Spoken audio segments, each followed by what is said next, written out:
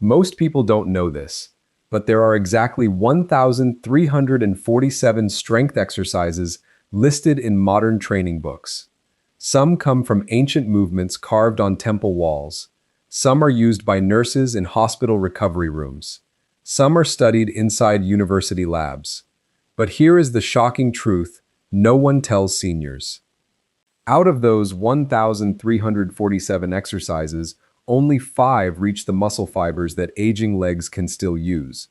These movements restore up to 80% of your leg strength and knee stability in 3 weeks after 50, and it is the same exercises physical therapists use to rebuild knees after surgery. But first, you need to understand why your legs got weak in the first place. After 50, your legs lose something called motor units. A motor unit is the wire that tells a muscle fiber to fire. The muscle fiber is still there. The wire goes silent. Scientists call this motor unit dropout.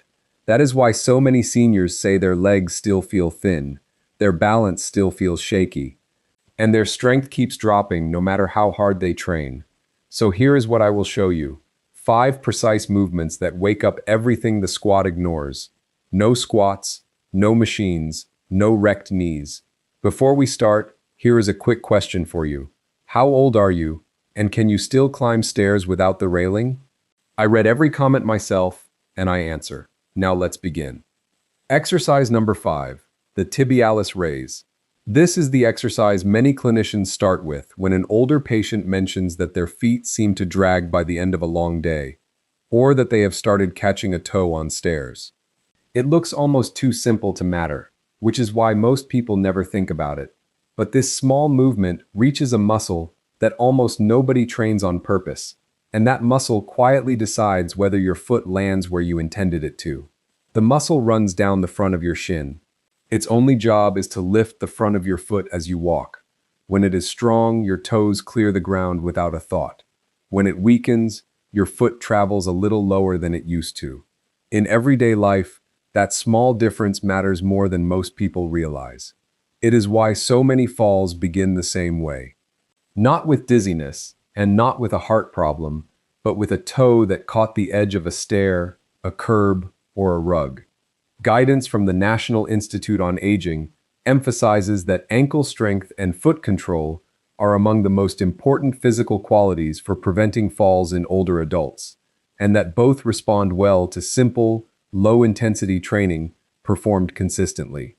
To practice this safely, stand with your back flat against a wall. Walk your heels out about a foot in front of you, keeping your legs straight and your shoulders resting lightly on the wall. Keeping your heels on the floor, slowly lift your toes and the front of both feet toward your shins, as high as they will comfortably go. Pause for 1 second at the top, then lower them slowly, taking about 3 seconds until they nearly touch the floor. If standing is uncomfortable, this can be done seated in a chair with the same slow, controlled motion. A common mistake is bouncing the feet up and down quickly. Speed is not the goal here. Another is using the whole leg to help, when the work should stay in the front of the shin. In week 1, do 2 rounds of 15 slow repetitions. In week 2, move to 3 rounds of 20. In week 3, step your heels a little further from the wall to increase the angle. For older adults, this exercise supports steadiness and confidence with every step. Many people find that within a few weeks, their feet clear the ground more easily, and walking feels lighter. This gentle activation prepares your legs for the next step, where we begin to strengthen the muscles at the back of the lower leg. Exercise number 4, the deficit calf raise. Once the front of the lower leg begins responding again, the next step is to strengthen the muscles behind it. Your calves are the brakes and the springs of the body. They absorb the shock of every step, they push you forward, and when you begin to tip, they are the first muscles that fire to catch you. There is a problem with how most people train them, though. Standing flat on the floor, the heel cannot drop below the toes, so only the top half of the movement ever gets trained, and the bottom half, the stretch, is exactly where much of the strength and resilience is built. The deficit calf raise solves this. You stand on the edge of a step so the heel can sink below the level of the toes and reach the full range. In everyday life, this range matters a great deal. It is what allows your ankle to absorb an uneven surface without your whole body having to correct for it. Research summarized by the Cleveland Clinic notes that calf and ankle strength are closely linked to walking stability and balance confidence in older adults, particularly on uneven ground. To practice, stand with the balls of both feet on the edge of a step or on a thick book with your heels hanging free. Hold a wall or railing for balance. Let your heels sink down slowly, taking 3 full seconds until you feel a gentle stretch through the calves. Pause for 1 second at the bottom. Then press up through the balls of your feet as high as you comfortably can. Squeeze for 1 second at the top and lower again with that same slow control. Keep your knees straight but not locked. Only the ankle moves. A common mistake is bouncing at the bottom, using momentum instead of muscle. Another is rushing the descent, which skips the most valuable part of the movement. In week 1, do 2 rounds of 12 repetitions with both legs together. In week 2, slow the descent to 4 seconds and move to 3 rounds of 15. In week 3, try 10 repetitions on one leg at a time, or hold a loaded bag for extra resistance. If the deep stretch bothers your Achilles tendon at first, shorten the range and let the ankles adapt gradually. They will. For older adults, this exercise supports firmer, more confident steps. It builds directly on the foundation below it and prepares your legs for the next movement, where we wake up the largest muscle group in the body. Exercise number 3, the feet elevated glute bridge. After the lower legs begin working again, the next step is to reactivate the muscles at the back of the hips. Your glutes are the largest and most powerful muscles you have. They are meant to drive every step, every climb, and every rise out of a chair. But long hours of sitting place them in a stretched, inactive position, and over time, the brain simply stops sending them a strong signal. When that happens, the work does not disappear, it moves. Your lower back and your knees begin absorbing what the hips no longer do, and that is where much of the aching after 50 quietly comes from. This exercise is done lying on your back, which means there is no weight on your spine and no balance demand at all. By resting your feet on a raised surface, you increase the range of motion and place the load squarely on the hips. In everyday life, this matters every time you stand up, climb a stair, or push off to walk up a hill. Information published by Harvard Health explains that strengthening the hip and gluteal muscles is one of the most effective ways to reduce lower back discomfort in older adults and to improve walking efficiency. To practice, lie flat on your back and place both feet on a low bench, a step, or a sturdy couch. Your knees should be bent at roughly a right angle, with your heels near the edge. Rest your arms flat at your sides. Press down through your heels and lift your hips toward the ceiling until your body forms a straight line from your knees to your shoulders. At the top, squeeze the muscles of your hips firmly and hold for 2 seconds. Then lower slowly, taking 3 seconds until your hips hover just above the floor. A common mistake is arching the lower back to lift higher. The height is not the goal. The squeeze is. Another is letting the hips drop quickly at the end of each repetition. In week 1, do 2 rounds of 12 repetitions with a 2-second hold. In week 2, 3 rounds of 15 with a 4-second lowering. In week 3, rest a loaded bag or a stack of heavy books across your hips for 3 rounds of 12. If your hamstrings begin to cramp, bring your feet slightly closer to your hips and focus on the squeeze. For older adults, this exercise supports posture, walking power, and comfort in the lower back. It prepares your legs for the next movement, where we begin strengthening the thigh without asking anything of the knee joint. Exercise number 2, the wall sit with knees out. Now we come to the muscles at the front of the thigh, and to a common problem in how they are usually trained. When a knee begins to ache, people are often told to squat in order to strengthen it. But squatting a knee that is already unstable asks the joint to carry a load before the muscle around it is ready. The tendons become irritated, the joint protests, and the discomfort gets blamed on age.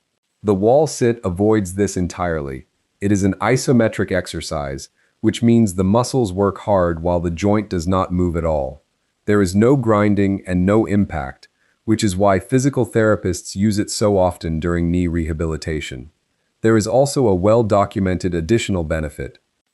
A large review published in the British Journal of Sports Medicine in 2023 found that isometric exercises of this kind were among the most effective forms of training for lowering resting blood pressure. In everyday life, this muscle group controls your descent down a staircase and holds your knees steady when you stand on one leg. There is a small teardrop-shaped portion just above the inside of the kneecap that keeps the kneecap tracking properly, and pushing the knees gently outward during the hold is what brings it into the work. To practice, stand with your back flat against a wall and walk your feet out about 2-foot lengths, shoulder width apart. Slide slowly down the wall until your thighs are as close to parallel with the floor as feels comfortable.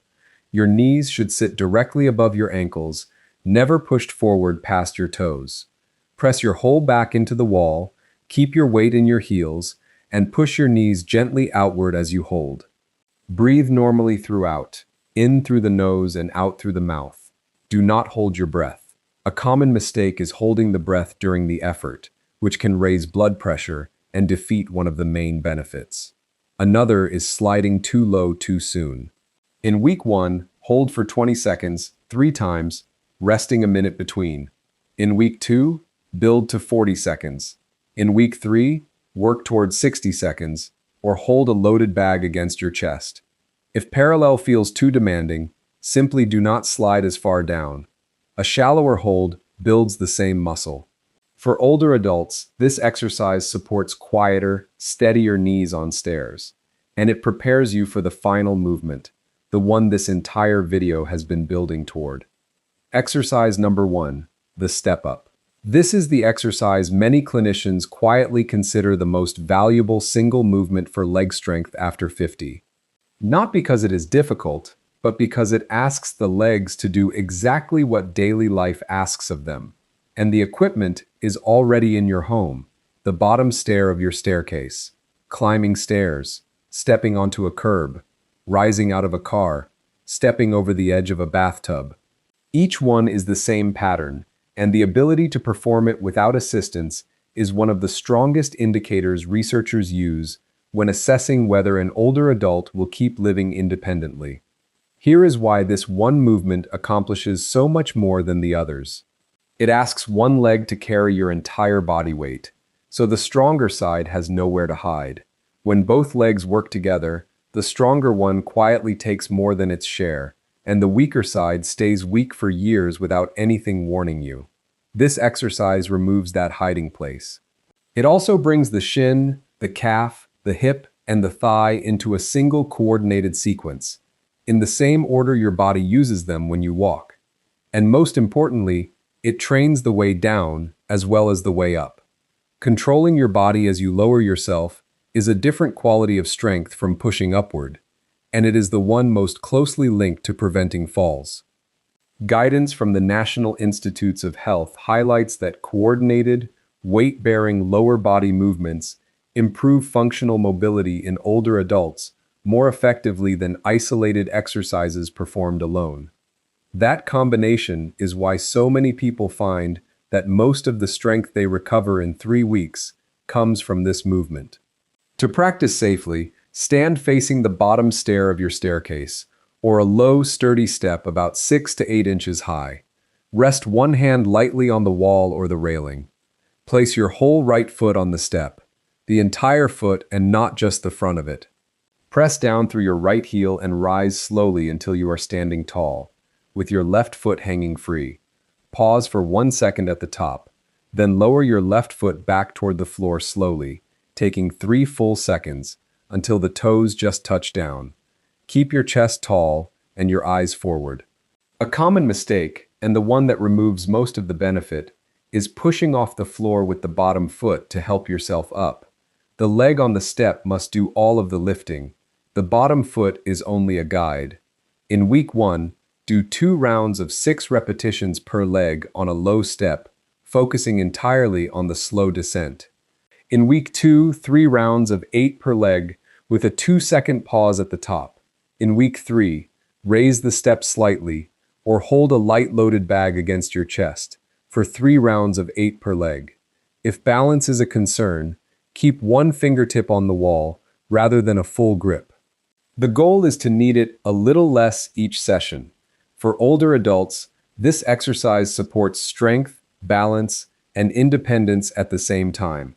If you were to choose only one movement to rebuild your legs after 50, this is the one most professionals would ask you to build into your week. Over the last few minutes, you have seen that rebuilding leg strength after 50 does not depend on pushing harder or on exercises designed for much younger bodies. It begins by waking the small muscle at the front of the shin that keeps your foot clear of the ground. Then, strengthening the calf through its full range. Then reactivating the powerful muscles of the hips that sitting has quietly switched off. Then building the thigh without asking anything of the knee joint. And finally, bringing all of it together in one practical, coordinated step. Each stage builds on the one before it, which is exactly how the body prefers to learn.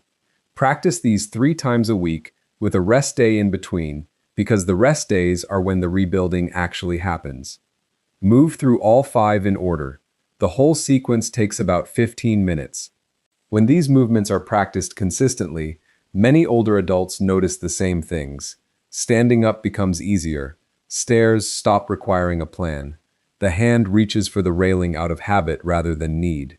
Not because the body was forced, but because it was reminded how to work as a whole. The long-term benefit goes well beyond strength. Steady your legs, protect your balance, reduce the fear of falling, and preserve your ability to move through your own home on your own terms. These are not small things. They are what allow you to stay in the house you love, to travel to see your family, and to move through an ordinary day without quietly planning around what your legs will allow. Aging does not mean giving up control. It means choosing movements that respect where your body is today, while still encouraging it to adapt.